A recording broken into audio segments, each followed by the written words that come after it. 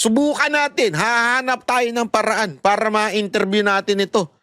At ma-interview ng mga, alam mo yun, let the people decide. Di ba? Let the people decide if this person is saying the truth or not. Interview. Kailangan magkaroon ng open interview dito. Yan ang maganda at malalaman natin kung talagang totoo. Pag-appear ko sa Senate ay may reward na 500,000 na ibinigay nila sa akin at dagdag na 500,000 nang isinama ko si Sara Duterte at si dating Pangulong Duterte. Grabe, no? 1 million po lahat ng binigay sa akin. Isang linggo before ang Ako, bigyan nyo ako. Kailangan ko 2.5. Idadamay ko si Ontiveros. Gago! Dadamay ko si Ontiveros, idadamay ko sino ba ba? Easy. Si Speaker. Sino pa gusto niyong idamay ko?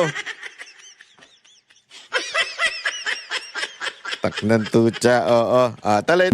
hearing noong February 19, 2024, pinatira ako sa isang kondo kung saan ako ay biniriefing at tinuruan tungkol sa mga may briefing bang nagaganap? dapat na isasagot ko sa tanong ni Senador Risa. So sa araw ng hearing, umiyak ako dahil sa konsensya habang binabasa ko yung script na alam ko naman na hindi totoo at hindi ginawa ni Pastoro ng Kingdom.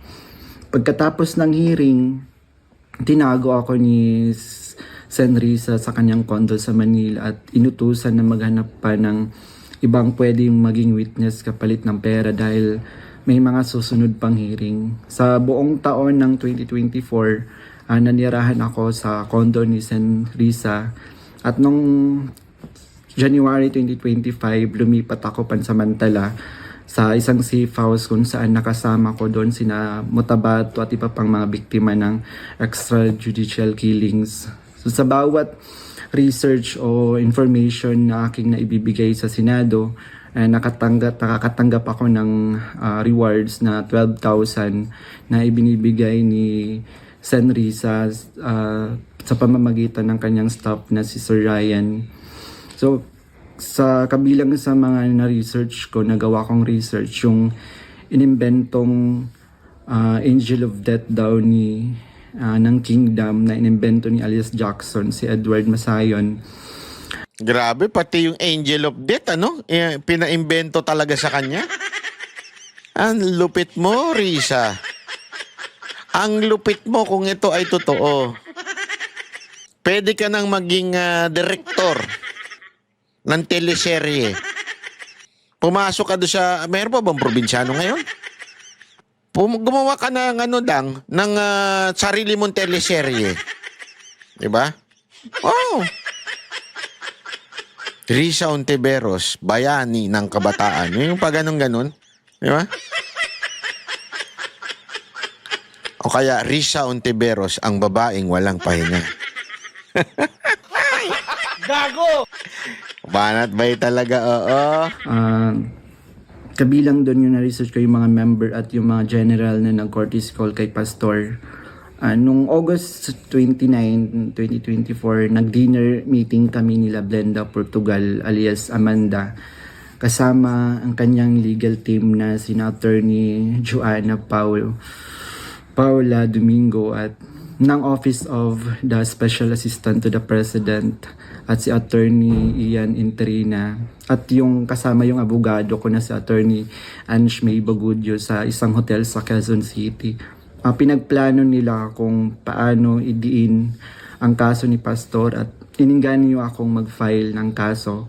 Sabi ni Attorney Domingo na mas maganda mag-focus kami sa human trafficking dahil mahina ang kaso sa sexual abuse. Sabi pa ni Attorney Domingo, talagang tinuruan no? Nasa isama human trafficking Hindi ako kaya nga hindi kayo magtataka. Kay Harry Roque, sinama yung human trafficking din. Di ba? Kasi nga, non-bailable. Di ba? Hindi naman pwedeng rape. Wag ganun banat bay. Hindi. Sinasabi ko lang. Utak ko talaga nakakainis. Yung bibig ko. Hindi, kaya nga mga kababayan, eto, napakalinaw po nito na talagang planado nila. Kasi nakikita nila, mahina daw yung kaso ng rape. Sabihin, malabo mapatunayan yan. Oh, kaya nga 'di ba may kinekwento ako sa inyo, kung maaari ko lang sana ikwento kung anong nangyayari sa loob ng trial patungkol kay, naku, ayoko na lang magsalita, pero talagang sabit to ang mga witness na nagwi-witness against Pastor Kibuloy regarding dun sa rape. Kaya itong human trafficking, kasi tandaan ninyo ano ba yung human trafficking na sinasabi nila? Okay? Yung human trafficking, yung nagbebenta yung mga worker, yung mga ganyan mga dinadala yung mga worker para magtrabaho sa ibang bansa. Hindi human trafficking yan. Sa lengguwahe ng relihiyon, yan po ay training. Kasi alam nyo, lalo na kayong mga lumaki sa Christian church, kayong mga meron tayong tinatawag na na by faith, alam nyo yun? Naalala ko dun sa dati kong church, talagang ganun yung mga worker, living by faith. Even the pastors are living by faith. Ano ibig sabihin nun? Walang sahod. Walang sahod. Zero. They're preaching. They're going around the world. They're minister. Pag sinabi mo ministro ka, hindi lang yung nagsasalita ka Kasi may wrong concept kagad yung iba pag pastor ka, nagsasalita ka lang. Minister, magsasalita ka lang. Hindi. Sa Christian church, pag minister ka o pastor ka, para kang ikaw yung tatay ng community. Lahat gagawin mo. Magtatrabaho ka, tutulungan mo. Yan ang ganyan hindi ko iba ko kasi yung pasensya, hindi ko po kabisado yung sa iba. Pero kasi yung sa iba, 'di ba, yung mga pare, hindi naman po sila nagtatrabaho. Talagang mas lang sila, 'di ba? Kung meron man, unti-unti lang. Hindi katulad ng sa Christian church, lalo na sa kanila, yung mga ministro nila, driver pa nga minsan Walang biro. Pag kami nagpupunta kailan ba yun? Nagpunta kami huli noon sa Hong Kong. Pagtataka ka yung driver. Siyempre, sila Boss Dada. Yung mga bunganga niya mga yan, talagang Tas biglang malalaman namin yung pala yung ministro nila, yung head ng church nila doon. Pastor yun So, anong ibig ko sabihin? Yung human trafficking kasi, madali nilang idikit kay pastor. Tignan mo na yung mga worker mo, pinagtatrabaho mo, forced labor yan, walang sahod yan, ganito. Sandali, prinsipyo ng yun ng church Hindi lang naman po sila gumagawa nun Sabi ko nga sa inyo, ang tagal ko naging worker sa isang church, wala ho sahod. Ang tagal kong hinandle ang worship team, wala rin ng sahod. As in, araw halos nagte-training kami ng mga musikero, tapos yung mga namin, ako nagse-set up, ako na rin ng sound engineer, ako nagbubuhat. Ano yun? Yun po ay living by faith. Wala hong sahod yun. Ano yun? Forced labor din yun? Human trafficking din yun kasi dinadala kami sa ibang bansa. Hindi yun. Kagustuhan kuho yun. Yun ang sinasabi. Kaya lang, bakit dinidikit dyan? Kasi pag titingnan mo sa mundo sa mata ng mundo, bakit sila pinagtatrabaho? Bakit sila pinagbebenta? Bakit sila ganito? Ano yan? Forced labor yan. Human trafficking yan. Tingnan mo, dinadala nila yung mga church member nila sa ibang bansa para magtrabaho. Ginagawa nilang alila. Hindi nila alam, part of the training yun. Kasama ho yun. At wala namang puwersahan Hindi naman nila, papatayin nila kung yan ang pinalalabas nila ngayon. Kaya nga may angel of death di ba? Walang ganun. Yun ang sinasabi natin dito. Kaya yun yung ikinaso kasi yun yung pwedeng malapit Malapit doon sa pag tiningnan mo itsura. Inaapi, alam ko yan, nagbebenta sila ng ganito. Hindi nila alam, gusto ng mga worker yun. Kasi nga they wanna be trained. Sabi nga nila, para kasi yung alam mo, marami na po tayo nakakausap sa nila. Talagang part ng training nila yung magpaka-humble. Part yung training nila na na humarap sa lahat ng tao as part of their ministry. Kasi nga, yun eh. That's the way they shared their gospel. Part yun. By doing their jobs na ganun. Di ba? So, who are we to question that? Yun lang ang ano dito. At ang matindi nga ho dito, yung kaso na yun, hindi talaga ang target si Pastor Kibuloy. Ang kasalanan lang ni Pastor Kibuloy talaga, sa parte na to, alam nyo kung ano? Kasi best friend sila ni PRRD. So, para bumagsak si PRRD at si BP Sara Duterte, yung best friend, yun ang dalihin natin. Di ba? Idikit natin yan. Idikit natin ng idikit. Eto, marami tayong masisilip dito. Kasi nga, kakaiba yung ginagawa nila. Di ba? Yun ang ano dyan. Kaya talagang collateral po ito si Pastor Kibuloy. Pero ang talagang target dyan, sila BP Sara Duterte. Bakit nga?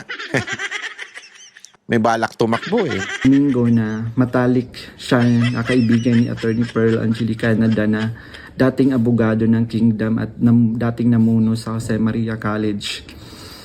Ayon sabi ni Attorney Domingo, sabi sa kanya ni Pearl na umalis na sila sa Kingdom at alagaan mo daw si Amanda at siya na ang humawak ng kaso laban kay Pastor. Kasamang kanyang kapatid na si Attorney Lady Jade Canada at si Shishir Bandari sa US na nabanggit ko na kumontak sa akin upang siraan si Pastor. Dagdag pa ni Attorney Domingo na gumagamit sila ng private jet mula kay Secretary Antonio Lagdameo papuntang Davao para sa kaso ni alias Amanda dahil sabi ni Attorney Domingo ito ay para sa seguridad nila sapagkat may natatanggap daw silang security threat. Nung mga panahong iyon, nagkaroon din kami ng pag-uusap ni alias Amanda, si Brenda Portugal, kung saan tinanong ko siya tungkol sa kalagayan ng kanyang kaso sa sexual abuse at human trafficking. Sinabi niya sa akin na mahina daw talaga yung kaso sa sexual abuse sa Pasig at gusto niya niyang sumuko. Kaya lang may mga nagsusulsul daw sa kanya na ituloy pa rin yung kaso. Nakiusap niya lang siya sa akin na tulungan ko siyang maging witness sa kanyang kaso sa human trafficking. At nanghingi pa siya ng ebidensya kung meron daw akong naipon or naitago ng mga patunay sa sexual abuse. So, ipiniliwanag ko sa kanya na wala akong ebidensya dahil hindi ako kasama sa mga pangyayaring iyon dahil nagsimula lamang ako bilang full-time noong 2019 at hindi rin ako biktima ni Pastor kaya wala akong maibibigay na ebidensya. Sinabi ni alias Amanda na mag-focus na lang ako sa human trafficking at maghanap ng mga ebidensya kung mayroon pa akong naitatagong impormasyon. Sinabi ko sa kanya na maghahanap ako ngunit wala talaga akong ebidensya dahil hindi naman talaga totoo ang mga aligasyon.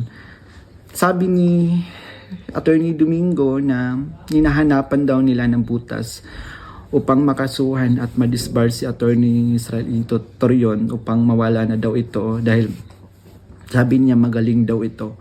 So sa panahon ng KOG Sage sa Davao City noong August 24 hanggang September 8, 2024, everyday kami nagmi-meeting kasama yung mga staff ni Senrisa, yung PNP, CIDG, nandun yung US Embassy, yung NBI, ang Department of Justice at yung mga tumiwalag sa Kingdom mula sa Amerika na sina Ann Lagerder at Arlene Stone. Pinag-uusapan ang plano kung paano ma-extradite or ma-extraordinary rendition si Pastor sa US at paano pabagsakin ng Kingdom. Ang pangunahing pinag-uusapan mga meeting ay ang plano sakaling mahuli si Pastor ay ang plano ay agad siyang extradite sa US at bawiin ang kaso na isinampa ni alias Amanda upang mapabilis ang extradition ni Pastor kapag siya ay nahuli. Subalit, hindi... Tama talaga yung sinasabi ni Pastor na talagang gusto siyang kunin ng Amerika no? Talagang agad-agad Agad-agad daw dalhin doon. Hindi ito natuloy dahil sa pag-aalala sa US na maaaring manalo si Donald Trump sa panahong iyon na nagdulot ng paghina ng kanilang connection sa gobyerno ng US. So dahil dito, nang mahuli si Pastor, wala na silang pagkakataon na ma-extradite siya. Kaya naman nagutos si Sen. Risa Ontiveros sa amin na labanan ang kaso dito sa Pilipinas laban kay Pastor at sa lahat ng mga administrator ng kingdom upang tuluyang pabagsakin ang kingdom. So tinatanong kami ng paulit-ulit kung may alam kami tungkol sa isang bunker daw nung panahon ng KOG Sage dahil kapag nahanap daw nila si Pastor, babahan ng pera at may bahagi kami doon. Grabe, no? Oh, ayan talagang kita niya yung nung panahon na kay OJC Seeds, talagang pagka daw babaha daw ng pera, pera talaga ang dahilan. Yung pagkalkal, lahat ng ginawa nila sa kay OJC, hindi lang yung hulihin si Pastor, talagang may pera ho silang ay grabe. No wonder, kaya pala Finris talaga. 'Di ba? Risa Ontiveros. Ang lakas mo, ha? Hindi. Ang lakas mo, ha? Hindi, ako nagtatanong lang, ha? Gaano ka kalakas kay Tore? Ang sagwa, shit. Ang sagwa, shit. Ayokong imaginein.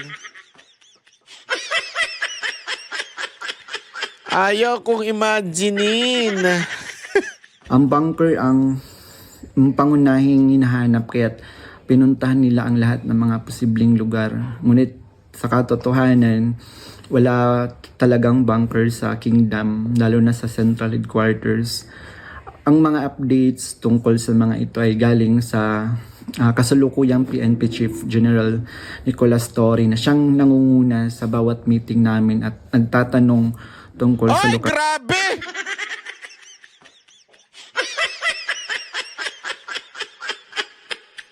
Damay si Ontiveros, damay pa si Torre namumuno sa meeting.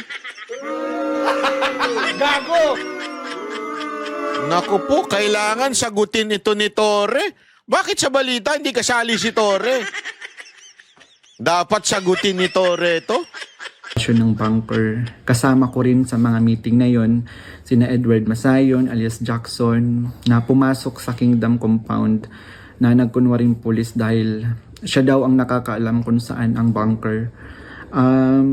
Kasagsagan ng Sage ng message sa akin si Fiona, staff ni Risa, na sa pamamagitan ng WhatsApp na sinabi niya na dapat ko daw tanggalin sa kaso ko si June Andrade dahil isa daw siya sa amin na nagbibigay siya ng mahalagang impormasyon. So ipinaalam ko sa kanya na ipapasa ko muna ito sa aking abogado. Pero ngunit isang linggo pagkatapos nun, tinanong ulit ako kung may contact ako sa Kingdom dahil hindi na raw mahanap si June Andrade. Hanggang ngayon, hindi na siya natanggal sa kasong pinafile sa akin. Noong November 5, 2024, nagkaroon kami ng meeting. Grabe, kasama no? sina Undersecretary Nicholas T. ng Department of Justice at 4 pang prosecutor. Kasama pati DOJ. Oh, grabe ito. Grabe ito, mga kababayan. Naku po, matindi ho ito. Ang naalala ko doon si Prosecutor Olivia Torrevillas, si alias Amanda, kanyang mga abogado, si Attorney Domingo at si Attorney Ian. 3 representative from NBI, 2 lawyer at 1 agent. Ang sabi ni Yusek sa amin, bawat isa sa amin na nag-witness sa Senate investigation na ginawa ni Risa ay may naka-assign na mga administrator ng kingdom na kakasuhan namin. Meron reward na 1 million pesos kung magfa-file kami ng kaso laban sa kanila. Upang tuluyan na daw masira at mawala ang kingdom at makuha na nila yung mga ari-arian ni pastor at ng kingdom. Grabe, no? Pera talaga. Pera talaga. Tapos, para masira pa mga Duterte, kunik-kunik na talaga.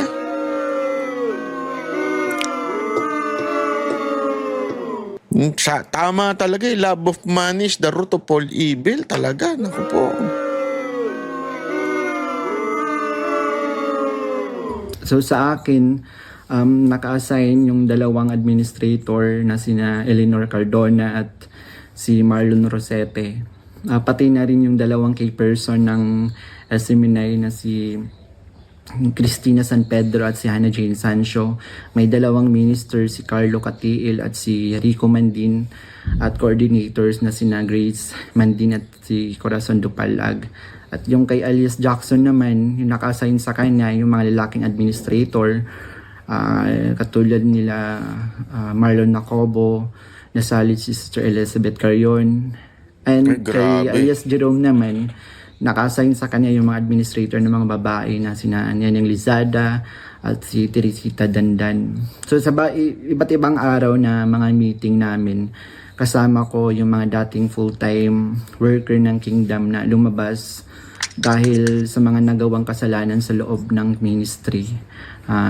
Doon sina Arlene Stone at Ann Lagirder na parehong sumasali through Zoom mula sa US na tinutulungan sila ng FBI. Si Regina Arevalo naman na siyang scriptwriter ng karamihan ng mga binabasa namin sa Senate hearing. Pati na rin yung mga kasama kong mga fake witness na sina Tirao alias David, si Edward Masayon alias Jackson, si Juar Olimba alias Jerome, si Renita Hernandez, si Glenda Portugal alias Amanda, at kasama yung Chief of Staff ng Office ni San Risa na si Attorney J. Becama, at yung staff na si Fiona at si Faye.